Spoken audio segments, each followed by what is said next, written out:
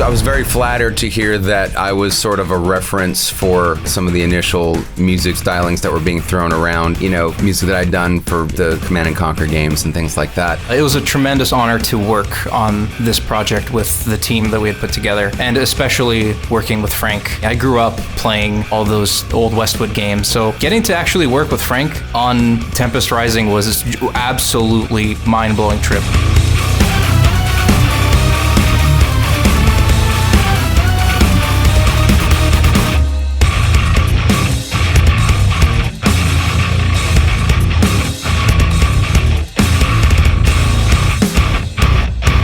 Originally got involved with Tempest Rising, sort of started off as a social media conversation. I actually met Frank all the way back in 2011 for the first time. I was visiting the US for the first time, and one of my dreams was to meet Frank Klepacki. So I went to Vegas, got to meet Frank in his studio, signed a few soundtracks of mine from some of the past games that he worked on. It was a huge experience. And then we actually caught up at Gamescom a couple of years ago. And at that event, we had just revealed Tempest Rising, and of course, we talked about maybe we should collaborate, maybe this is the time. I had kind of gotten wind that Tempest Rising was a game that was being developed. There were some comments that went back and forth. That sort of kicked off the conversation of possibly getting me on board to be involved. And so, it just kind of took off from there.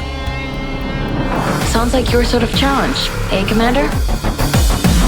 The approach was actually a little bit more directional than you might think. So Frank has decades and decades of experience. He worked in almost every genre imaginable. But for Tempest Rising, we already had a sound that we developed with fantastic composer Michael Markie, who essentially established the sound of Tempest Rising, which is not the sound of classic Frank Klepacki. It's kind of an evolution of that. The original Command & Conquer games, in which we all take tremendous inspiration from, had an incredibly diverse soundtrack. And I felt like having a number of different composers on the team would have been something really good for driving towards that goal and getting all these different sounds and feelings that different composers can bring. For this type of game and just the history of this type of games, we first of all need banging heavy tunes. It just really fits this type of gameplay, and it's kind of also what most people expect. I was encouraged to just be me and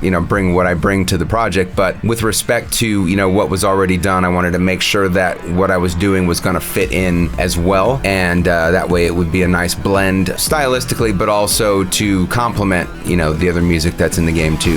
The time to strike is now. You will be my sword. My vision for the music of Tempest Rising was basically everything needed to come down to the concept of power. RTS games are all about two or more factions or groups kind of vying for power over something. It might be a little bit nebulous or difficult to try to convey the concept of power through music, but I feel like it's certainly possible to give the feeling across. What we want the players to feel is that grand scale of epic battle simulator. You want to be in the helicopter and being the commander and seeing the entire battlefield unfold. You are the commander, so whatever the units say to you makes you feel like you're in power. Marquis select a bunch of units, tell them to go there. They're like, yes sir, you got it. Like, those barks are part of it. It's one of the coolest and most fun things about RTS games. Yes, Commander. Moving out. But the best thing is when you play that favorite track that builds up, and right as it hits its climax, you're attacking the enemy base and everything blows up, and you hear the heavy metal By Our Blood starts playing, and you feel the goosebumps.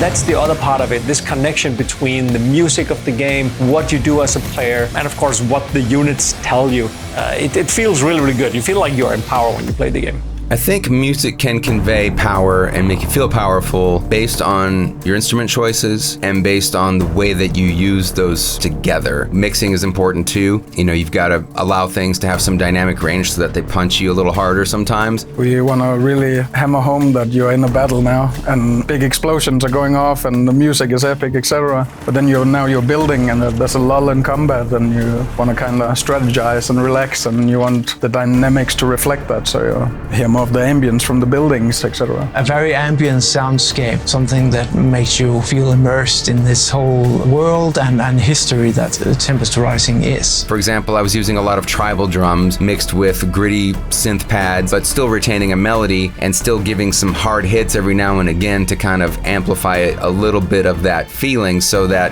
it gives you that tension. You don't feel like you're just at ease for this amount of time. It's like, okay, it's a little at ease here, but there could be something that's going to happen. You don't know. You might have neglected something and now you're going to pay for it later. You know, these are the kinds of things that can get away from you in a real-time strategy game. So, you know, I always keep that kind of thing in mind too.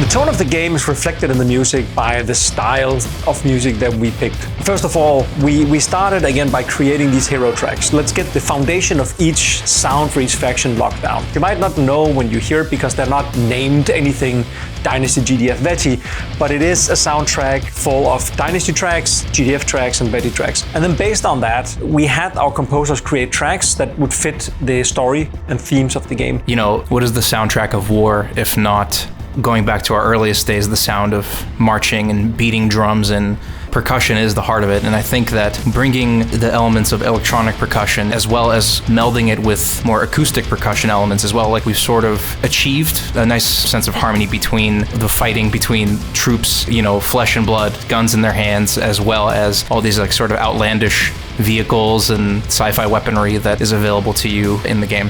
Initially, we had talked about what would constitute sort of a main theme that ties the game together, and that theme was called Conclave.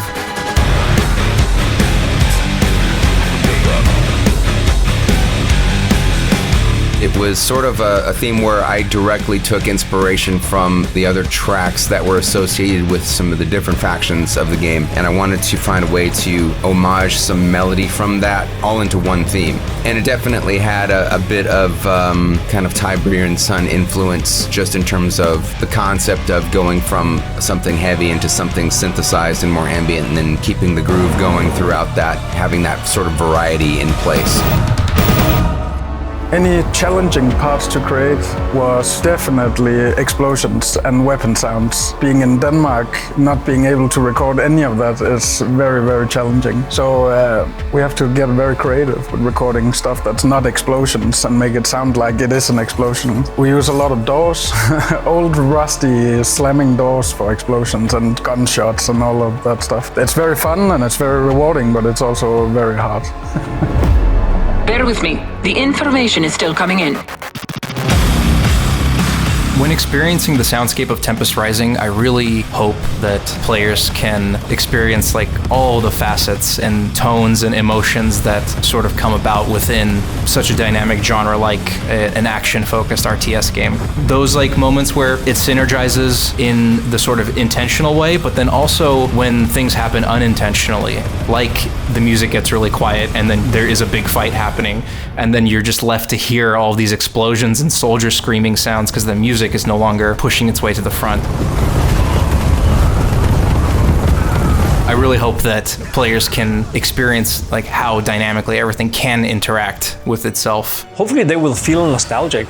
And I don't think they'll feel nostalgic because the music sounds like it sounded 10, 20 years ago. I think they'll feel nostalgic because of the type of music we decided to make for this game. Most of us can't remember modern scores of movies anymore because they are downgraded to something that's kind of like background. It's more about letting the viewer know about a certain mood. What we've done is the opposite. We decided to make actual full tracks. It builds up, there's a climax, there's like almost choruses and verses and everything you expect from a real piece of music track that you hear on the radio or on a soundtrack, which is very atypical for modern games, but it works really well if you loved that type of music from back in the 90s. Going into this for me, my hope for this game actually was that it would reinvigorate the genre, you know, remind people of where it came from and show where it can go. I was personally excited about that myself. I hope when people play it and hear my tracks alongside everything else that it brings them back to that feeling, you know, what it felt like for them to play their first RTS, hear my music for the first time, and know that that is now a part of what's happening today. And I think everybody's pretty proud of, you know, the work they've done, and I can say the same for myself. So I'm really stoked to hear what people think when they have a chance to play it.